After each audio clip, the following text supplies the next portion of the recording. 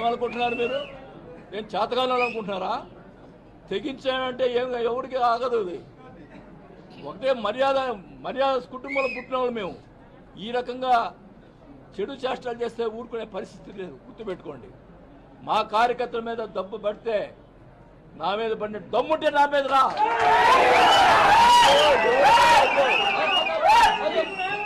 దమ్ము ఉంటే నా మీద రా. ఏందయ్యా ఇది? నీచమైన సంస్కృతి. రాజశేఖర రెడ్డి విగ్రహాలు పడగొట్టం ఏంది?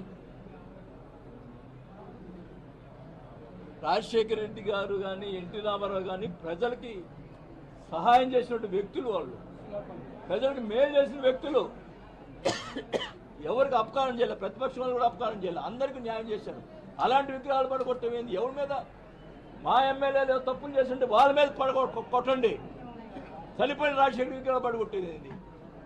ఏం మాకు చేత కదా ఇంట్రా విగ్రహాలు పడగొట్టేది? ఆయన మహానుభావుడు అందరికి ప్రజలు సేవ చేశాడు, గౌరవం ఇచ్చాం.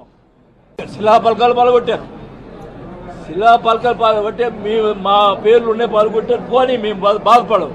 కానీ రాజశేఖర్ గారి విగ్రహం ఆయన ఏం చేశాడు? రాజశేఖర్ గారి విగ్రహాలు పడగొట్టలేదు, ఆయన ఏం చేశాడు? మహానుభావుడు. ఇంత దుర్మార్గమైన చర్యలు మేము ఎప్పుడు తీసుకున్నామా? వాళ్ళు వేసిన శిలాపలకాలు మేము పాల్గొట్టామా? ఎక్కడన్నా ఉందా ఇది? మీ తాత విగ్రహం ఎస్పీ కలెక్టర్ అబ్జెక్ట్ చేస్తే నేను పెట్టించాను విగ్రహాన్ని, మీ తాత విగ్రహాన్ని. ఏం సంస్కృతి ఇది?